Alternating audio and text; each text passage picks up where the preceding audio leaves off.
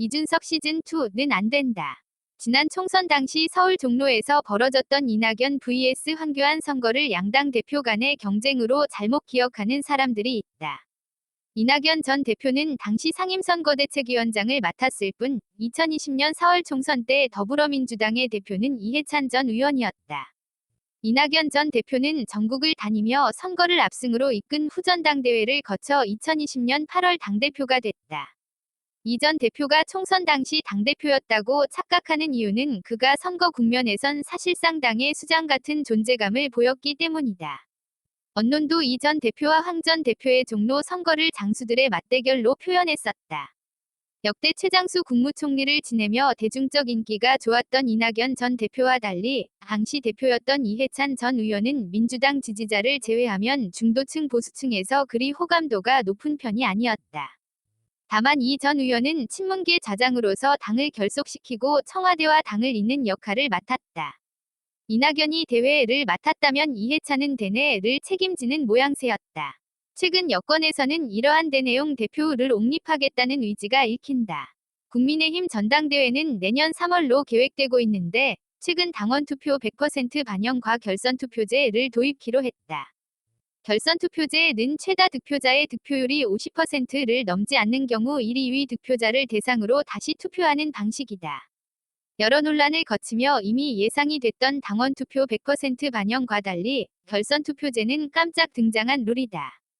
결선 투표제는 친윤계 당권 후보가 당선될 수밖에 없는 방식이라는 분석이 대세다. 유승민 전 의원을 제외하면 당권 주자들 모두가 너도나도 친윤을 자임하고 있는 상황이다. 자칫 친윤계 표가 분열돼 오히려 유 전 의원에게 유리해지는 것 아니냐는 우려가 당내에서 나오던 참이었다. 결선 투표제는 이 같은 표 분열을 막기 위한 확실한 장치라는 것이 정치권의 중론이다. 유승민 전 의원은 최근 언론 인터뷰에서 윤핵관들이 똘똘 뭉쳐서 저를 떨어뜨리고 윤핵관 대표를 세우려고 하는 것이라고 강하게 반발했다.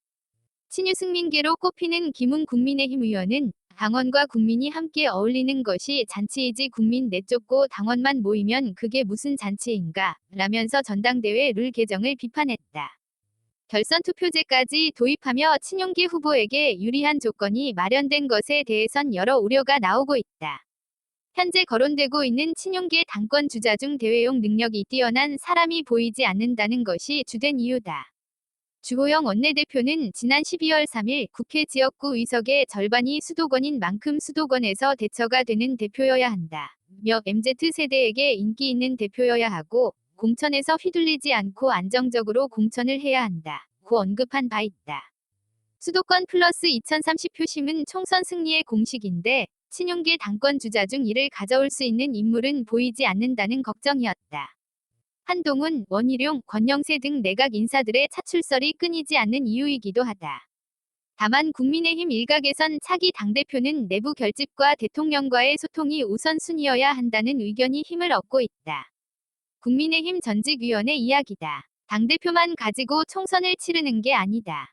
총선까지는 1년 넘게 남았고 당정이 일사불란하게 뭉쳐서 일하는 모습을 보여야 한다. 일단 윤석열 정부 지지율이 확보되어야 총선 승리도 기대할 수 있다.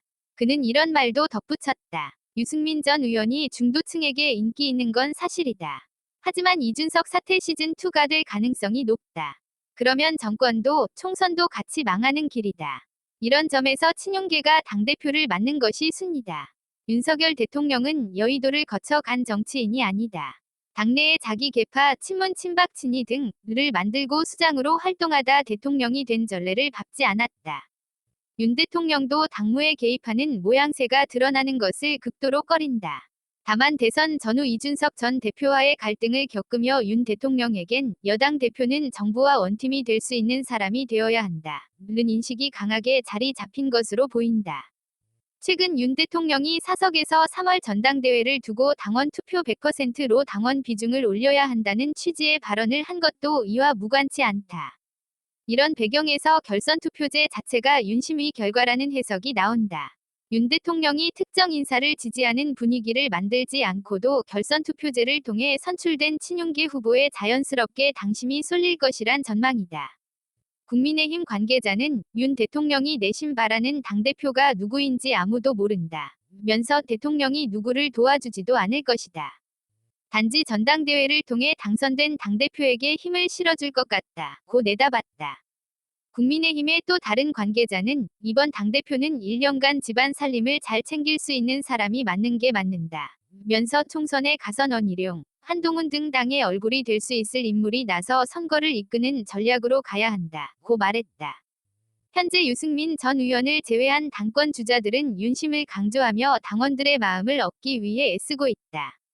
김기현 의원의 경우 친윤계 핵심으로 통하는 장제원 의원과 연대하는 움직임을 보이고 있다.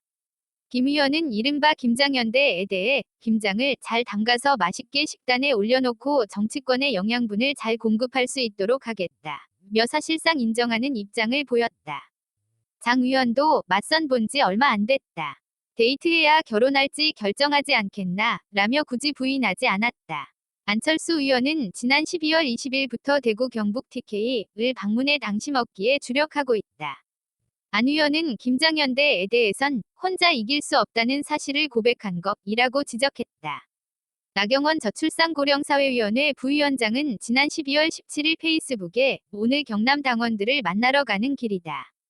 얼어붙은 날씨 속에서 오히려 당원의 여망은 더 뜨거워진다. 며 윤석열 정부의 성공을 염원하는 당심을 한 움큼이라도 더 담겠다. 고 했다.